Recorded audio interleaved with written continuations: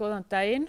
Við erum svo sannarlega með spennandi dagskrá hér framundan. Hörður Arnarsson ætlar að fara yfir framúrskarandi árangur hér í Fljótsdalsstöðinni. Síðan munum við aðeins fá að kynnast hvað þessi sjálfbærnivottun og hún Maríanna Empus sem kemur frá vottunaraðilunum ætlar að fara yfir það.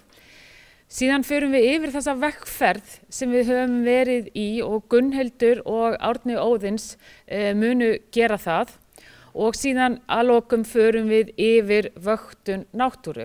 En að sjálfsögðu gleymdi ég að kynna mig. Ég heiti Kristín Linda Árnadóttir, ég aðstoðarforstjóri Landsvirkjunar og ætla að taka mér hlutverk bara fundarstjóra, svona sjá til þess að við höldum nú tímamörk.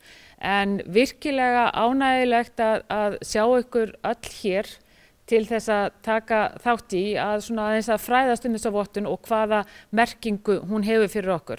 En ég vil þá bara byrja á að bjóða Hörð Arnarsson, forstjóra Landsvirkjunar, hér til þess að flytja opnunar ávarp. Gjörðu svo vel.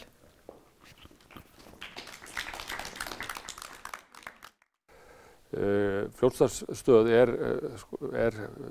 verkefni sem við hjá Landsvirkjun erum mjög stolt af. Þetta var umdeilt verkefni og stórt verkefni, flókið verkefni sem að fyrirtækið lagði sig mjög fram við að vanda til verka alveg frá því að við hófum rannsóknir í gegnum allt ferlið og gegnum reksturinn. Og ef við horfum tilbaka, nú fer bráðum að líða því að virkjunin er orðin 20 ára gömul, þá getum við ekki annað sagt að reksturinn hafi verið einstaklega farsæll og bæði hönnunin og útfærslan sé nálægt því að vera verkfræðilegt undur. Hvernig einstök virkun við einstakar aðstæður við mjög krefjandi umhverfi hefur gengið bara eins og klukka alveg frá upphafi. Og þetta tengist náttúrulega þessari sjálfbæru nálgun sem við erum með á reksturinn og hvernig við viljum vanda okkur og erum að hugsa til langs tíma. Og það náttúrulega að segja svona nýting endurnýjanlegra orkugjafa, það eiginlega varla til sjálfbærari vinnsla sem að felst bara í endurnýjanleika orkugjafans.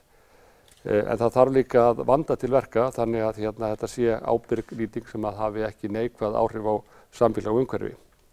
Og við erum náttúrulega einstaklega heppin sem þjóð að hafa bara aðgang að þessum auðlindum, hvort sem að það er vatnið eða jarðhitinn eða vindurinn núna sem er líka verða áhugaverð auðlind. Og þetta er á margan hátt svona grundvöllur af þeim lífskjörum sem Íslendingar búa við. Og þessi farsæla nýting og hvernig við höfum náð að nýta þetta til mikla hagsbóta fyrir samfélagið og skapa mikil lífsgæði.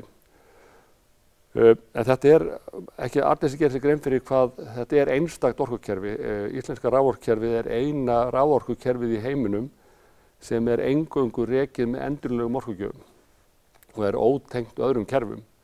Í raun og veru sem þarf þá að treysta alfarið á það hvernig okkur tekst á ábyrgan og öruggan hátt að reka kerfið og þetta er í raun og veru í hugum margra sem við tölum við erlendis alveg þeir eiga bara mjög erfitt með að skilja hvernig við förum að þessu og þetta hvernig þetta verið gengið raun og veru án truflana og ofan á þetta verið mjög hagkvæmt, bæði mjög hagkvæmt raforkuverð til almennings og eina landið í Evrópu sem er með hagkvæmt umhverfi fyrir stórnotendur. Því að almennt þegar menn tala endurnýjanlega orku þá finnst mönnum, þá kemur þetta tvenns konar hugrenningur upp hjá fólki, annars vegar að þetta sé óáreiðanlegt og hins vegar að þetta sé dýrt. Við höfum sannarlega tekist að sýna það að það sé ekki nauðsynlegt. En niðurstöður á úttekt, þessar vönduðu úttekt á Fljótsdalsstöð sem verður farið hér yfir eftir eru mjög ánægjulegar. Þetta var gríðarlega mikilvæg úttekt sem Maríanna, Gunnhildur, Árni og Ásrún munu segja ykkur betur frá hér á eftir. Og árangurinn er í raun og veru alveg framúrskarandi, eins og mun koma fram í þeirra erindum og mikil viðurkenning á því flotta starfi sem er unnið í Fljótsdalsstöð og bara hrós til okkar starfsmanna þar, hvernig þeir leggja sig fram alla daga ársins. Vottunin sýnir raun og veru að við stöndumst allan samanburð við fremstu vatnsaflsstöðvar sem eru í heiminum og raun og veru erum við að fá einhverja bestu niðurstöðu sem að fengist hefur. Það sem er sagt með niðurstöðun okkar sem að ná 80% árangur í öllum þáttum sem er í raun og veru frábær árangur. Ég vil líka þakka úttektaraðalunum fyrir gott samstarf og líka þeim fjölmörgu hagaðalum sem að gáðu sér góðan tíma til að svara spurningum við teknu úttektina allt frá stofnunum til landeiganda. Að lokum vil ég segja það bara að sjálfbærni ekki eitthvað sem er eitthvað átak sem gerir í eitthvað átaksverkefni. Þetta eilífðarverkefni og í þessari úttekt erum við búin að sjá ýmislegt sem við getum gert betur. Þó að við séum að fá góða niðurstöður þá þetta margt sem við getum gert enn betur og kröfurnar til okkar eru sífellt að aukast. Þannig að við sjáum þetta fyrst og fremst hvatningu til þess að leggja okkur áfram eins og við gert raun og veru frá því að við hófum þetta verkefni. Það er líka mjög ánægilegt sko að við erum líka að finna mikinn stuðning í nærsamfélaginu bæði hér og annars staðar sem við störfum. Það sem við gerum reglulega viðhorfskannanir, bara hvernig viðhorf samfélagsins til fyrirtækisins og okkar starfsemi. Og það er sérstaklega ánægilegt að segja frá því að við hefur að mæla núna á síðasta ári, þá mældum við hér á Austurlandi eins og annars staðar, að þá fengum við hæstu mælingu sem við höfum fengið og líka var mest jákvæðni í öllum í nærsamfélögum hérna, þar sem við störfum var hér á Austurlandi. En niðurstaðan í þessari viðhorfskönnun var það að rúma 80% íbúa eru jákvæð gagnvart Landsvirkjun og starfsemi Landsvirkjunar á svæðinu og eingöngu 3% eru neikvæð. Og síðan voru 16% sem svöruðu hvorki né. Þetta er okkur líka mjög mikilvægt að því að svona stóra aðilum sem við sem störfum í svona nærsamfélagi þurfum að starfa í góðri sátt við samfélagið og íbúa þess og við vonum svo sannarlega við höldum því áfram. Ég hlakka til að heyra erindinum eftir og þar sem verður farið vel yfir hvað raunverulega fólst í þessari sjálfbærniúttekt og hverja niðurstöður voru. Takk fyrir.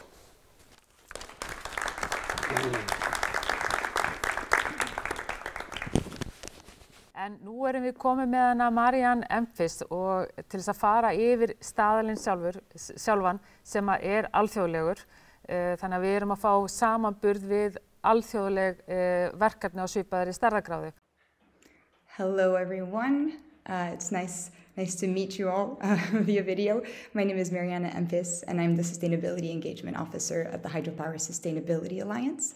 And today I will be talking a little bit about the Hydropower Sustainability Standard and briefly touching on how it relates to the assessment of the Fljótsdalsnes hydropower project. I am so sorry for butchering the name of the project. Yes, apologies throughout basically. But before we get into that, just a few words about the Hydropower Sustainability Alliance. We are a multi-stakeholder non-for-profit organization that is made up of 4 main chambers. That's governments, civil society, financial institutions, and industry. And our role is to promote sustainability across the entire value chain of the hydropower sector. We do that by assessing and certifying hydropower projects on their sustainability performance, but we are also very much here to help companies and developers sort of equip them with the tools and the knowledge to get to a stage where a project that may not necessarily meet the requirements to be certified to eventually get to a point where they could be certified on their sustainability performance. So we're really here to promote sustainability, but also knowledge and education on sustainability. Now a little bit about our standard. Our standard covers 12 ESG topics. So as you can see here, we have a pretty good even mix from the environmental sections as well as social sections and governance and procurement sections. It's important to note that a certification is really sort of like a snapshot of the performance of a project at the time of the actual assessment. It does not provide it. It's not a reflection of how the project was before or after that assessment. And the findings of an assessment using the Hydropower Sustainability Standard will usually cover, will cover 2 main levels, the good practice, which is the minimum requirements, as well as the best practice, which is advanced requirements. And I'll get into that a little bit later on. So the standard can be used for any sort of hydropower project, run-of-river projects. Recently, we've gotten more into pump storage project, which is kind of a sign of the times, and it's really great to see how the standard can be applied to pump storage projects, multipurpose projects as well, as long as there's an electric component to it.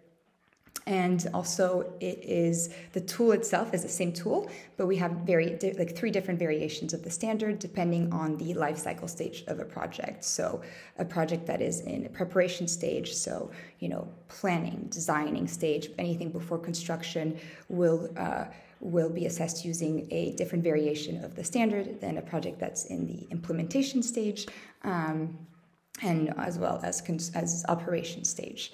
And also the validity period of a certification will depend on the stage of the project at the time of life cycle of the project at the time of the assessment. So a preparation and implementation stage certification will be valid for 3 years, and an operation stage certification will be valid for 5 years from the time when the certification was awarded. One thing that's also very important to our standard is its independence. It's something. I mean, the Hydropower Sustainability Alliance itself is an independent organization, and within that we have our assessors who are completely independent. I'm part of the secretariat of the alliance. We have absolutely no say in the results of an assessment. We can only join as observers, sometimes when we're lucky enough to do so. And the accredited assessors, who are independent assessors, but they are accredited by the Hydropower Sustainability Alliance, are the ones conducting the assessments. So you all probably know the wonderful Mr. Bernd Wigren, who was the lead assessor for this project.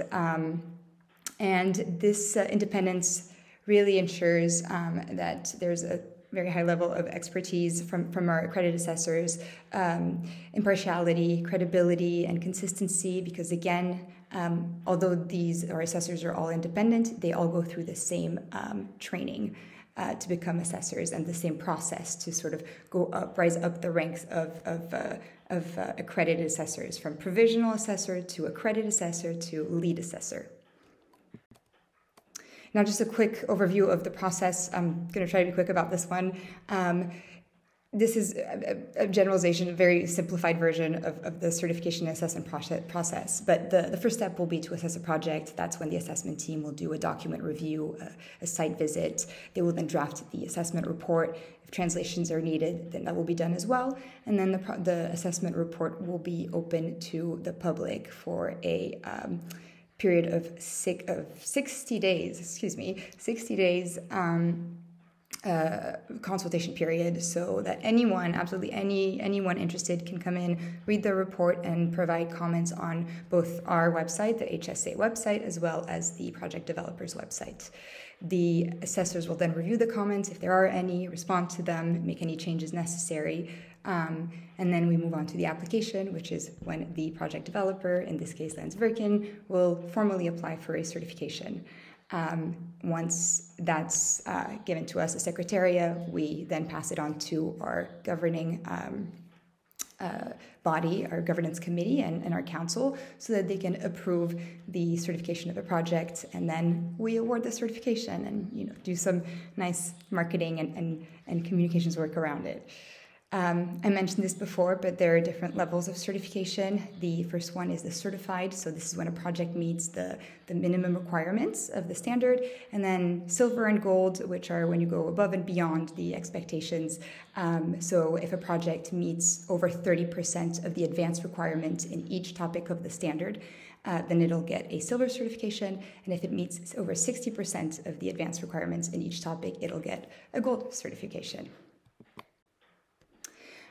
It's also important to note here that, again, we do want to emphasize the fact that the Hydropower Sustainability Alliance and the standard itself should be applied not just to hydropower projects specifically, but also to the biggest influencers and the entire value chain of hydropower. So, for example, it benefits different categories of stakeholders. If we look at financiers, for example, the standard allows them to manage their investment risks. So we see a lot of banks, for example, like Standard Chartered, HSBC, some insurers, Swiss Re, putting the standard as a either recommendation or an expectation for their investments. So if they want to invest in a hydropower project, then the project needs to be certified using the hydropower sustainability standard.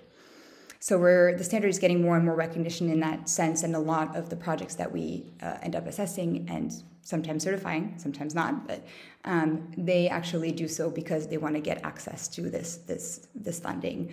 And then also more newer forms of funding that we're seeing more and more, like, for example, climate bonds and also renewable energy credits. For example, one of the projects that we certified couple of years ago at this point was able to sell renewable energy credits at a premium because of the certification of one of their projects, which was pretty cool to see. And also to meet consumer demand, there's several sustainability initiatives, like, for example, the RE100. Not sure if you've heard of it, but it's basically, the biggest multinational corporations come together, declare their objectives for going 100% renewable. So, you see these brands, IKEA, Coca-Cola is one of them, Starbucks, all of these brands have made a commitment to follow the criteria by this RE100 body. And one of the criteria is that if they buy electricity produced from a hydropower project, then it needs to be certified by our standard. Now, just a quick look at sort of where we work. As you can see, we are pretty international. Very, very happy to say that Lensverken's project was the first project that we certified in Europe, which is honestly great. Europe has been a tough market for us. We typically work more in South America, Asia. Those have been more popular for us, and it's great to see companies in Europe really putting in the effort to be assessed and obviously to do great in the assessment, to have a very, very high-scoring project. As you can see, we do a lot of capacity building programs. This is not just certifications. Most of this, I would say, is us working with companies all over the world and sort of teaching them what sustainability looks like for hydropower. Now, let's talk a little bit about the project in question here. I'm so sorry. Now, as we know, the project achieved a gold certification, and it very much deserved it. It is the second highest rated project that we've assessed by a very, very narrow margin too. So honestly, very, very good job to Lensverken. We've been working with Lensverken for quite a while now, so it's always great to see projects do so well and companies that we like to do so well. You can scan this QR code and learn more about the assessment, but here's the wonderful team of assessors. And then I want to touch a little bit on the sort of, the progress of the project. We always love it when projects have been assessed using one of the predecessor tools to the standard, and then years later they come back to actually get an official standard assessment and then get that certification. And as you can see, the project performed very well using our one of the predecessors of the standard. The Hydropower Sustainability Assessment Protocol. This assessment was done in 2017, and the project performed incredibly well. And it's very fun to see that back in 2017, we actually didn't have a climate change topic. So that's why if you zoom in, you'll see that it's completely grayed out, and because we only added it to that tool a year later. So if you look now at the Hydropower Sustainability Standard diagram, you'll see that the project absolutely killed killed in a good way, did a great job, performed super well in this in the 12th topic of the standard. So congratulations. And then finally, I just want to, I know I'm a little bit over time, so I just want to thank you so much. This is sort of our website here, our contact information. If if anybody wants to get trained or know anything more about our work, please contact us. We are always here to help. And once again, I just want to congratulate you all. Congratulations on being the first project in Europe to be certified. And thank you so much again for having me on. Já, nú höfum við aðeins farið yfir í raun og veru svona hvaða tól þetta og það kannski mikilvægt að ítreka að það búið að búa til ákveðnar kríteríur sem við farið yfir. Það tekið viðtöl við fjölda fólks, næstu 70 manns sem var tekið viðtal við og stór hluti af þeim í nærsamfélaginu. Síðan eru allar þessar niðurstöður opnar fyrir almenning til þess að koma með athugasemdir. Þannig að þetta mjög svona opið ferli í heild sinni. Þetta tekur tíma, þetta tekur vinnu, en við töldum þetta að vera gríðarlega mikilvægt fyrir okkur, fyrir Landsvirkjun og sérstaklega höfum við í huga að þegar við byggjum svona virkjun að þá erum við að byggja til framtíðar. Við erum hér lengi og traust inn í samfélagið skiptir okkur gríðarlega miklu máli. En að þessum orðum sögðum þá ætlaði ég að bjóða Gunnhildi og Árna að koma hér upp og aðeins að ræða hvernig við framkvæmdum þetta sjálfbærnimat og svona nánar hver eru helstu niðurstöður. Gjörið svo vel.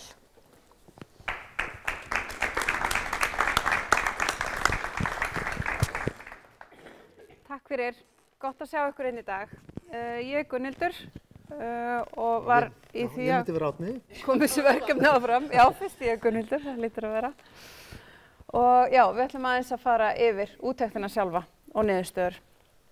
Eins og Maríanna var að segja hérna áðan, þá þessi staðall sérstaklega gerður fyrir sjálfbærni virkjanir, vatnsaflsvirkjanir og hann arftaki Hydropower Sustainability Protocol eins og hún fór í gegnum hérna áðan og Landsvirkjun hefur fengið mat á 3 virkjanir með þessum forvera. Það var Hvammur árið 2012, það var í undirbúningsstigi, hún fór í gegnum stigin áðan og Blönduvirkjun 2013, það var á rekstrarstigi og svo Fljótsdalsstöð árið 2017 og það var á rekstrarstigi líka. Og nú erum við að fara í gegnum sem staðalinn sjálfan. Hann var endurgerður og settur meira svona konkrétkröfur og nú erum við að fara í fyrsta skipti í gegnum hann. Og ég ætla samt aðeins að þó hún hafi farið í gegnum þættina áðan, þá setjum ég þá hérna upp á íslensku. Það eru 12 þættir í staðlinum en það eru bara 10 teknir út til okkur af því að búferlaflutningar og frumbyggjar eiga ekki við að þessu sinni. Og þessi þættir spanna alla þá þátti sjálfbærni sem vatnsaflsvirkjun snertir á. Þessi þættir hafa verið ákvarðaðir í gegnum langt ferli þar sem margir hagaðilar koma að, bara hvað það sem skiptir máli til þess að vatnsaflsvirkjun geti talist sjálfbær.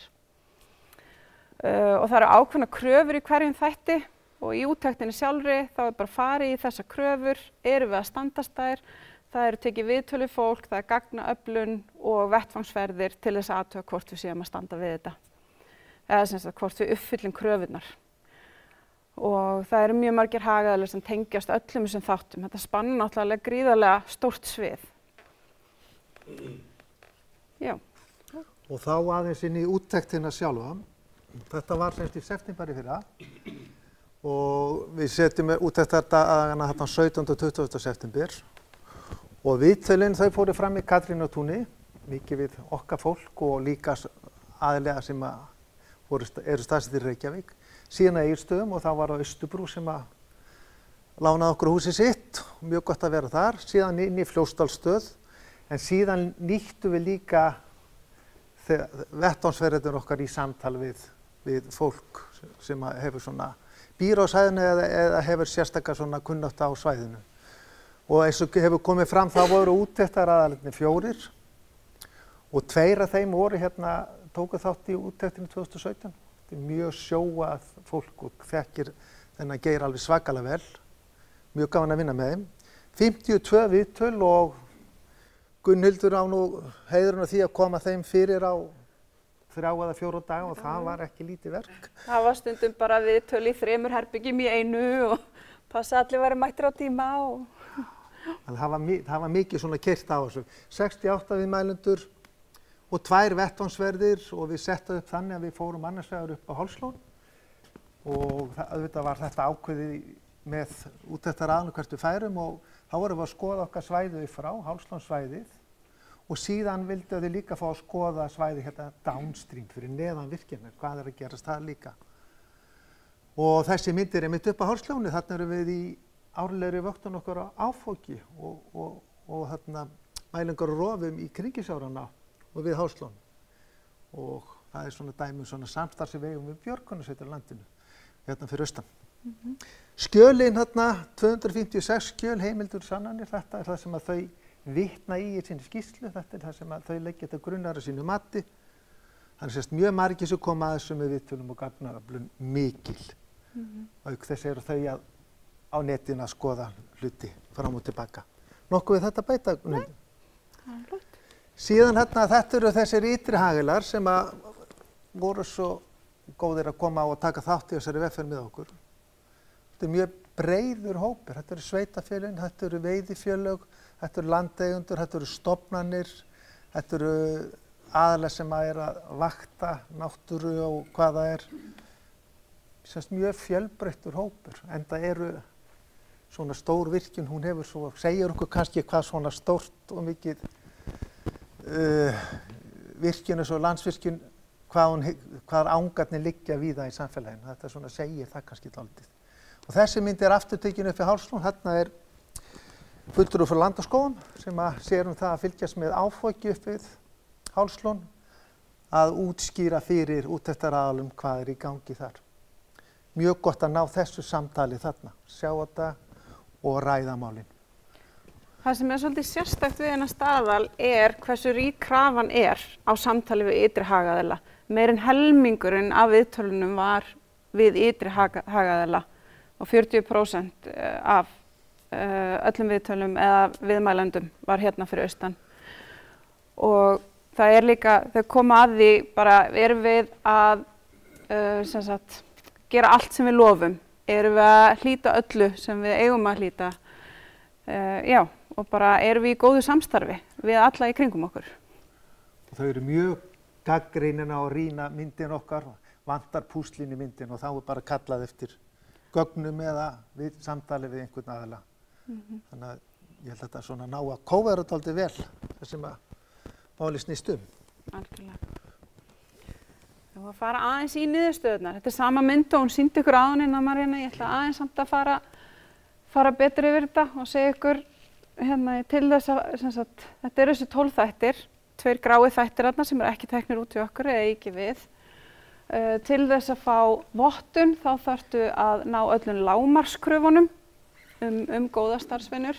Til þess að fá silfurvottun þá þarftu að ná ítrari kröfum, 30% af þeim og það eru bestu starfsvenjur. Og svo til þess að fá gullvottun þá þarftu að ná 60% af bestu starfsvenjum. Og þessi staðall er í stöðugri þróun og stundum breytast bestu starfsvenjur af því að stundum kemur í ljós að það er hægt að gera eitthvað betur. Bara tækniþróun og alls konar atriði.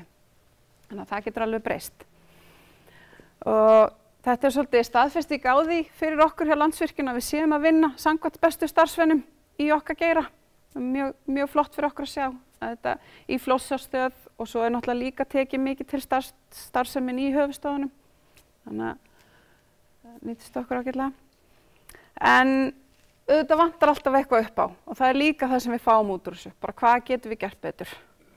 Og þau kallar þetta gloppur, það er þetta kallar þetta tækifæri til úrbóta, frávik, en við ætlum aðeins að fara yfir það sem vantaði upp á hjá okkur í þessum þáttum.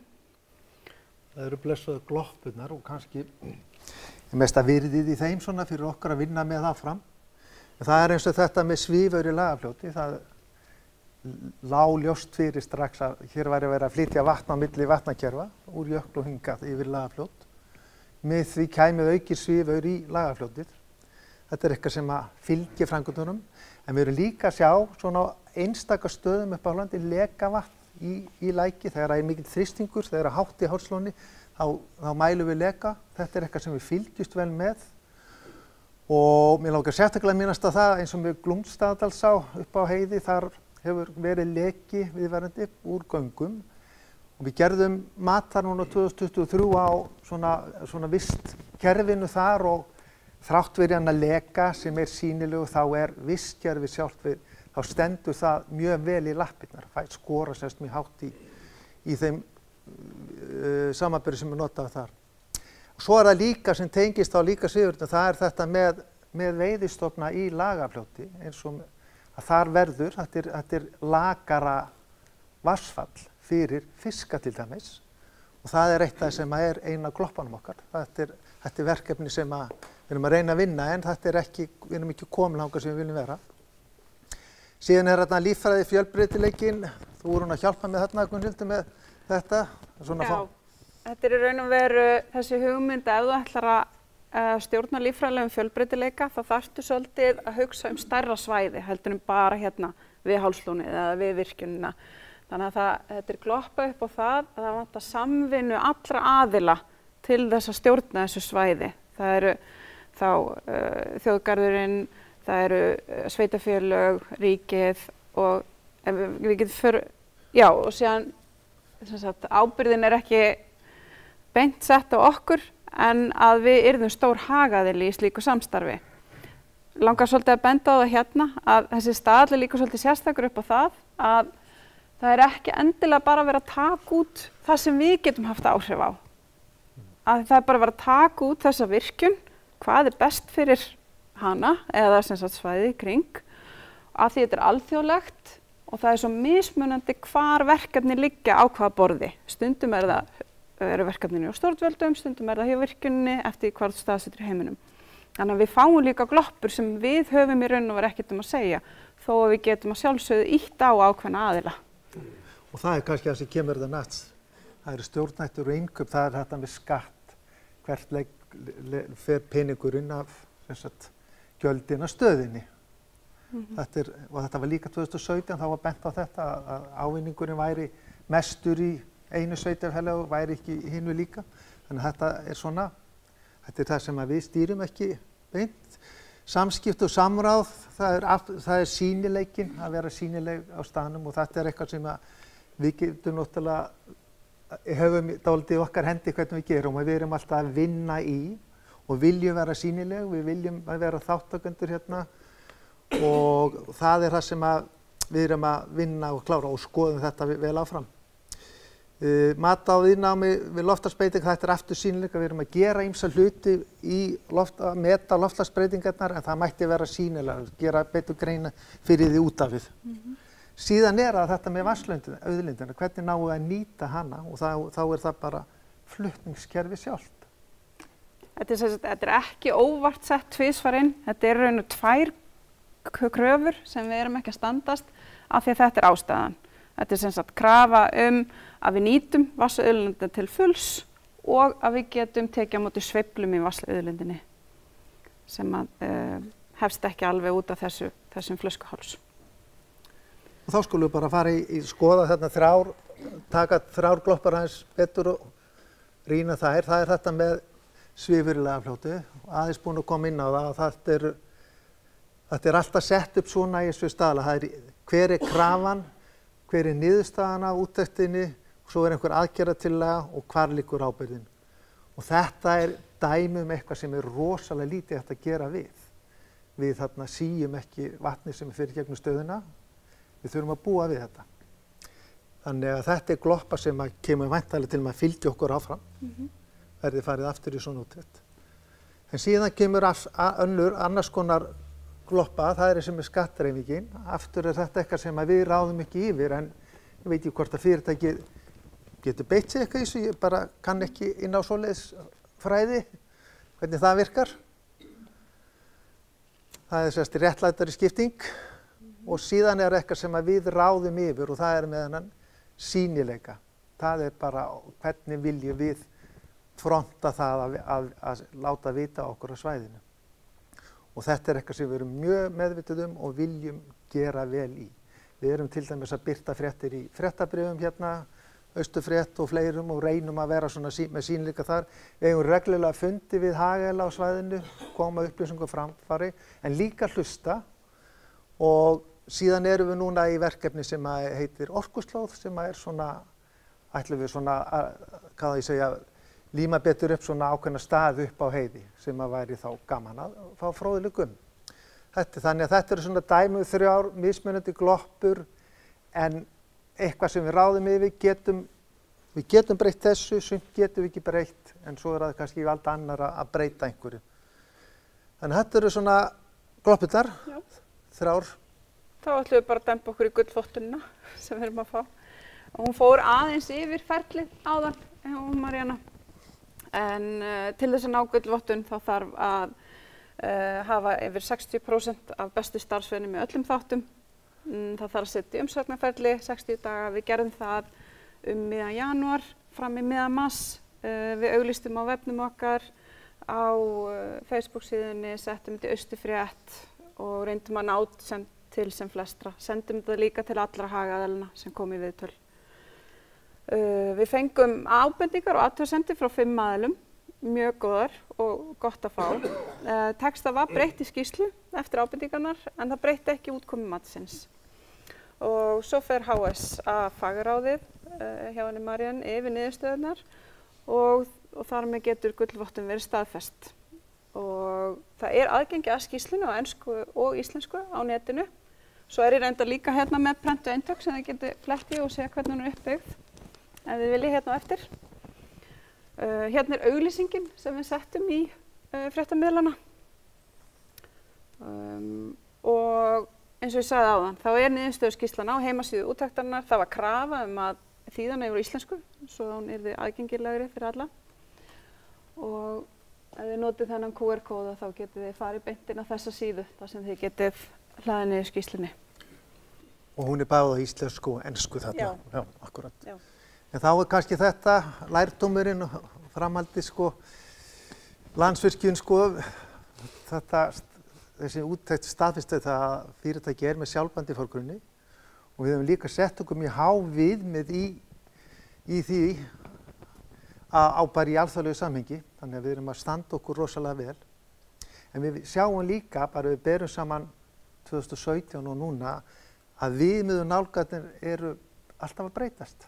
Þannig að ég sé þetta alltaf fyrir mig þannig að við komumst aldrei í mark en við ætlum alltaf að vera alveg við marklínuna það því að línan bara færist alltaf fram. Og þannig að við höldum áfram þessari braut, vitandi það að við getum alltaf gert betur. Gloppurnar, það eitthvað sem við þurfum að skoða sérstaklega og rýnum og skoðum hvað eftir að gera. Og það líka þetta, það margt sem við stýrum ekki en sem hefur áhrif á það hvernig við erum metin og við sjáum líka að við erum mjög stór hluti af samfélaginu og því fylgir náttúrulega gríðarlega mikil ábyrgð og ég held að við höfum sýnt það, við stöndum undir þeirra ábyrgð og við viljum vera þar og svo líka þetta í gegnum þessa þá fáum við svona staðfestingu því að tengsl við eigum í góðum tengslum hérna við nærsamfélagið. Það rosalega gott að fá staðfestingu á því, af því að við leggjum mikið upp úr því. Og svo kannski bara svona þakklætið eftir á að fá allar ykkur öll sem tóku þátt í þetta til þess að búa til þessa niðurstöðu, hjálpa okkur að fá heildstæða mynd af því sem við erum að gera. Það bara tíminn frá ykkur að taka þátt, það var alveg svakalega mikilvægt. Og bara takk fyrir það. Og þar með erum við búin að fara yfir þetta svona, segja frá svona í stórum dráttum. Já. En eins og Gunnhildur sagði þá... Svo hérna 100 blaðsina skýrsla. Menn vilja rýna. Takk fyrir. Takk.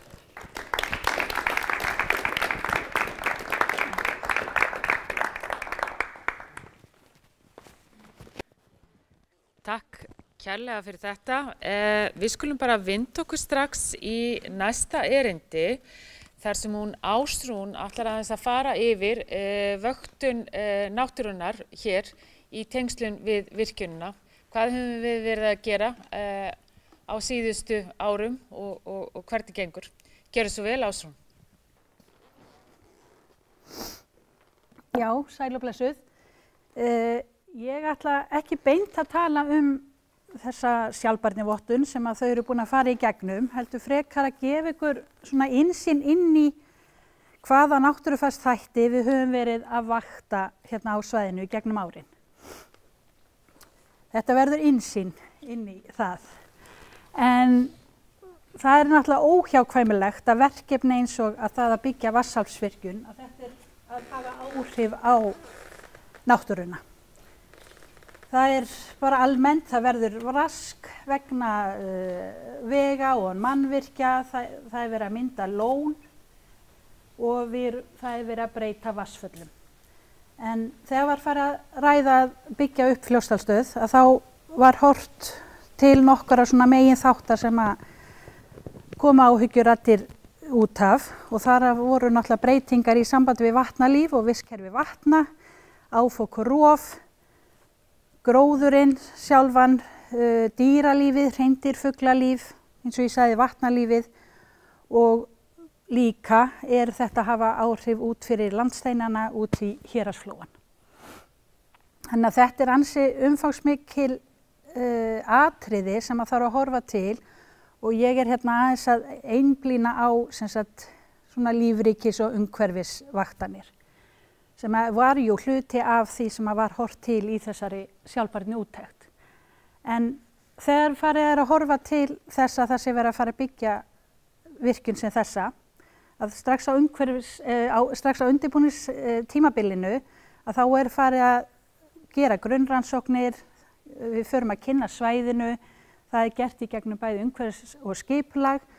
Það er jafnframt haldið áfram á framkvæmdatíma að horfa til þess bara hvað áhrif framkvæmdirnar sjálfar eru að hafa, og svo ekki síst að þá erum við sífellt að fylgjast með áhrifunum á rekstrartímanum, og þar erum við náttúrulega stödd í dag með þessa virkjun.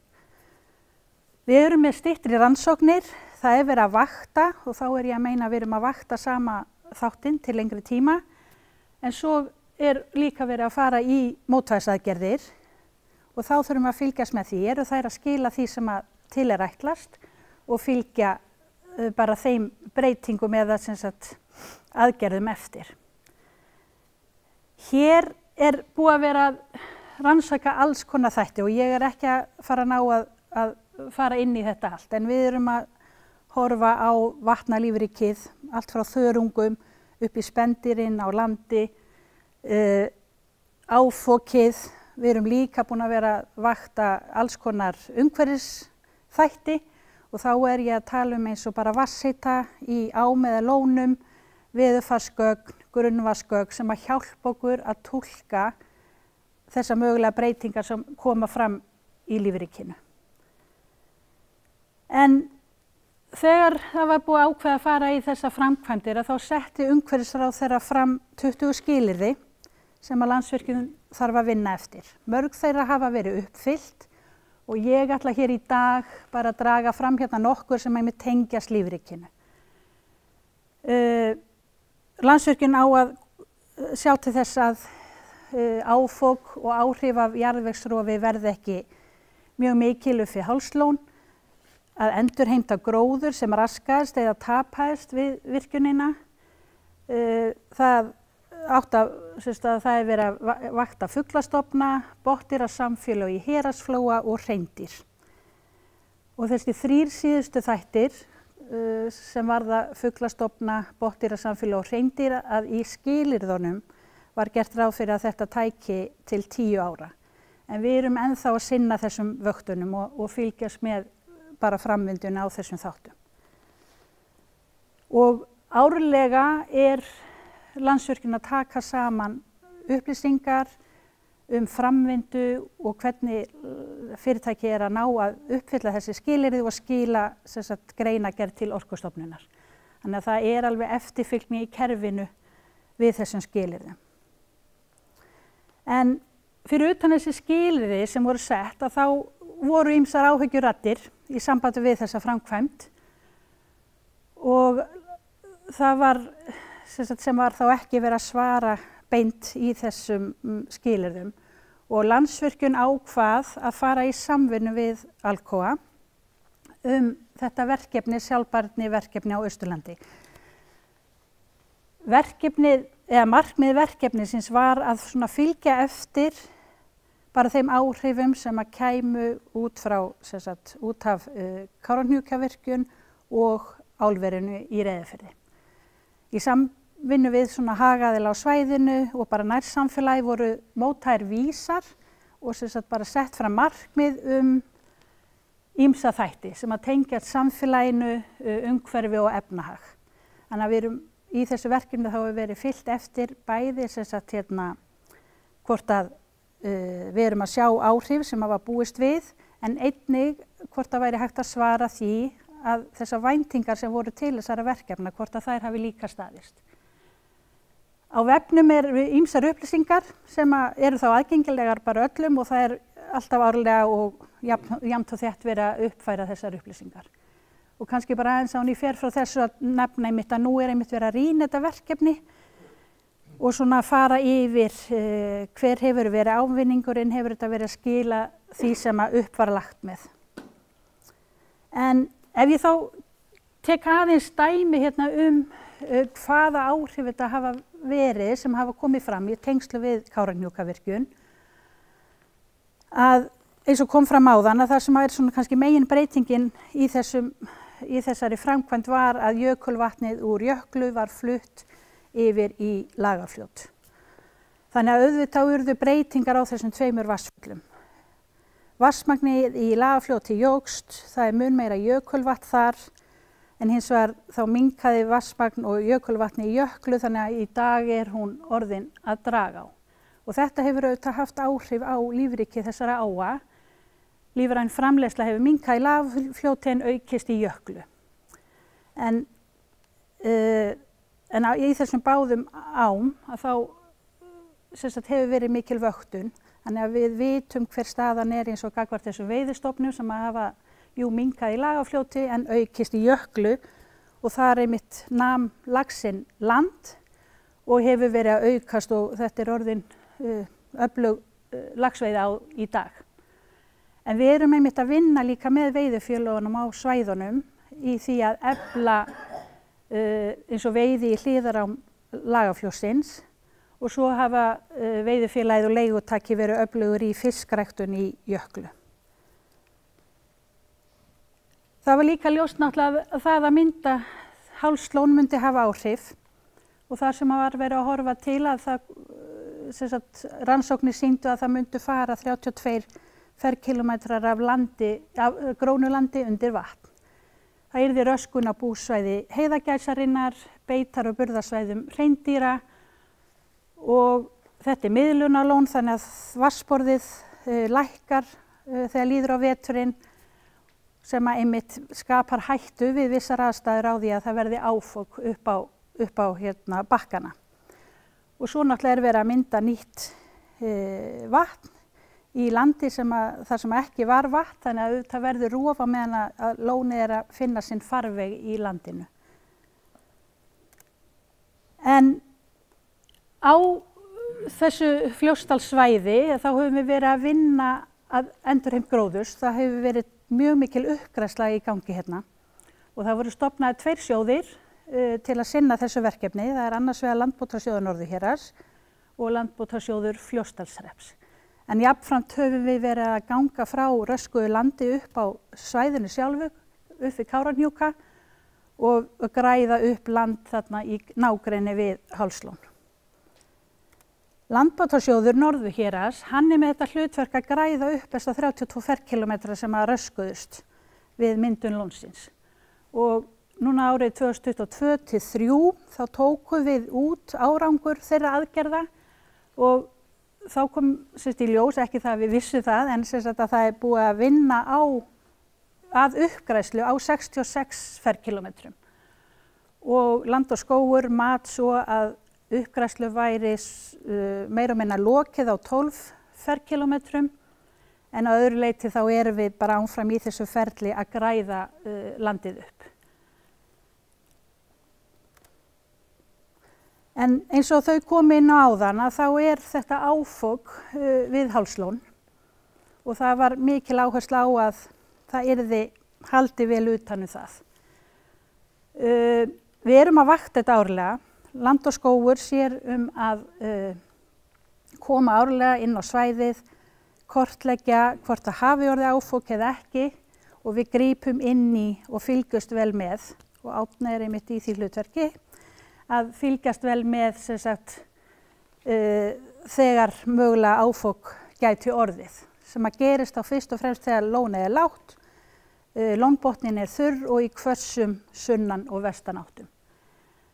Umfangið hins vegar mjög mikið á milli ára. Við erum alveg að fá mörg ár þar sem er lítið sem ekkert í gangi. En svo koma inn á milli erfiðari ár. En til einmitt að þá takast á við það, þá hafa verið gerðar ýmsar mótvægisaðgerðir. Það hafa verið gerðar sandgryfjur meðfram austurströndinni. Þessi efri mynd gefur dæmi hana, þessi reyndar full af vatni, oftast þær nú þurrar. Það hafa verið gerðar bakkavarnir sem líka spila náttúrulega inn í rofið á bökkunum og hafa verið settar upp fokgirðingar og allar þessar aðgerðir hafa það hlutverk að grípa sandinn sem á ferðinni. En ef við erum að fara að fá, ef við fáum sem sagt, sand upp á gróið land, að þá förum við í það að bera á áburð og jafnvel grasáningar. Og einmitt árið 2023 þá fengum við dálítið erfitt ár og þarna á Kofaöldu kom talsverður sandur upp og þessi mynd til vinstri sýnir hvernig ástandi var skömmu eftir þennan áfoksviðburð. En þá var farið einmitt í að bera á og sá og þarna síðla sumars var komin góð gróðurþekja. Þannig að þetta og verður langtíma verkefni sem við verðum að sinna bara á meðan að reksturinn Það verið að vakta fugla allt frá Hálslóni og út á Hérasandinn, eða Hérasflóann. Og það var svona áhersla á 5 tegundir í upphafi, þannig að lóm, grágæs, heiðagæs, hávellu og skúm. Eftir því sem bara þekking aflaðist á svæðinu og svona hvað niðurstöðurnar voru að sýna, þá kom í ljós að það mátti alveg draga úr vöktun sumra þátta en við fórum líka að fylgjast með fleiri tegundum af því að við sáum að þær voru að koma inn og það tengdist meðal annars eins og þessum breytingum á jöklu. Og svo nýlega þá fórum við í samstarfið Vatnajökulsþjóðgarð og erum að fylgjast þar með rjúpu, gæs og mófuglum í samvinnu við þjóðgarðinn. Og kannski rétt aðeins bara tæpa stuttlega á að það voru mjög mikla áhyggjur af heiðagæsinni af því að hún var að nota landið þar sem að Hálslón myndaðist. Þannig að það var búist við að þetta yrði mjög neikvæð áhrif en henni hefur hins vegar fjölgað eins og sést á grafinu á öllum svæðum. Varpbyggðirnar, hún náði að flytja sig og mynda nýja varpbyggðir en að því sögðu þá þetta líka bara þróun sem að gerast á Íslandi yfir höfuð og tengist líka bara hvernig stofnin að þróast í Evrópu. Þannig að þetta einmitt dæmi eitthvað, bara náttúran líka að breytast og sem sagt það ýmsir aðrir þættir sem koma inn í túlkun á gögnunum hjá okkur en áhrif af virkjuninni. Og svo höfum við verið í samvinnu við Náttúrustofu Austurlands vöktun á hreindýrum. Það hafa orðið breytinga þar. Burðar og beitarsvæðin hafa færst til.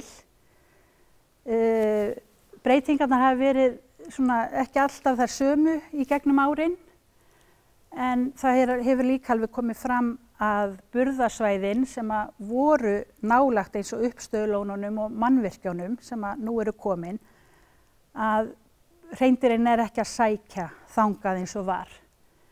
En samt sem áður líkt og ég sagði í samband við heiðagæsina, það náttúrulega ýmsir aðrir þættir sem líka spilar þarna inn í og það hefur ekkert verið kannski hægt alveg að túlka þetta sem beina tengingu við virkjunina en auðvitað búið að opna svæði, það meiri sem sagt, umferð á svæðinu og svo eru bara náttúrufarsbreytingar sem kannski ofta á tíðum erfitt að túlka. En svo þá kannski bara rétt í lokin að eins og ég hef verið að reyna að ítreka að allar þessar vaktanir eru langtímaverkefni. Það þýðir ekki að við séum að fara að vakta alla þessa þætti hér eftir, en við erum mjög mikið í því núna að rýna markmið vaktana, erum við að vakta rétta þættina, ættum við að vera að gera eitthvað annað og Landsvirkjun leggur áherslu á að vita áhrif framkvæmda og reksturs á umhverfið.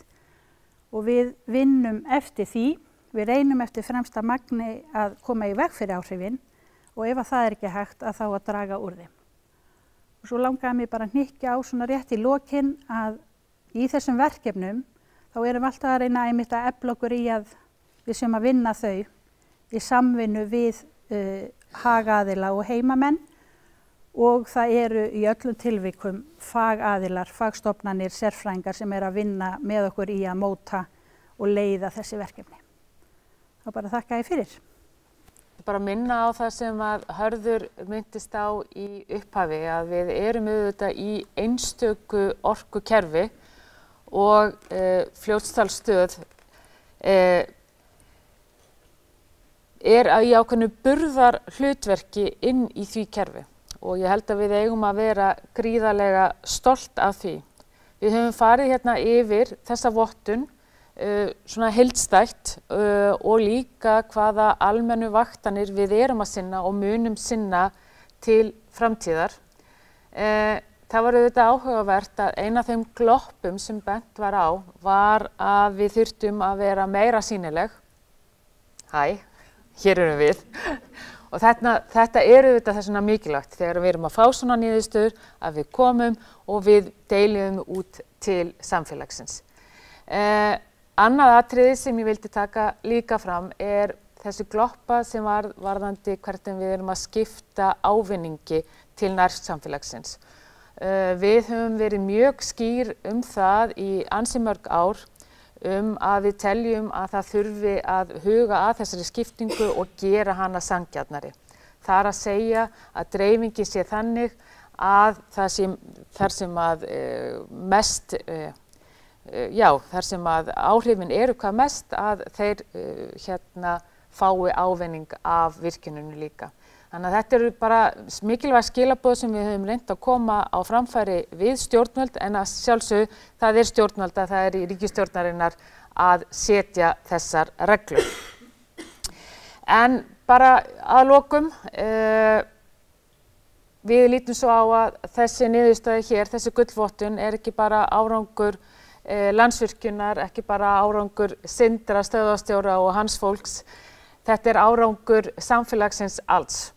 Og ég vil bara að lokum þakka öllum þeim sem tóku þátt í þessu verkefni, bara kærlega fyrir að gefa sinn tíma í þetta af því að það skiptir öllu máli að við tökum þátt í svona vegna þess að auðvitað það sem þegar við erum að tala sjálfbærni að þá er þetta samfélag, þetta er umhverfi og þetta eru fjármálin og þarna þurfum við að ná öllum saman.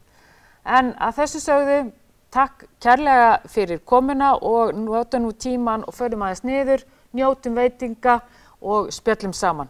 Takk fyrir.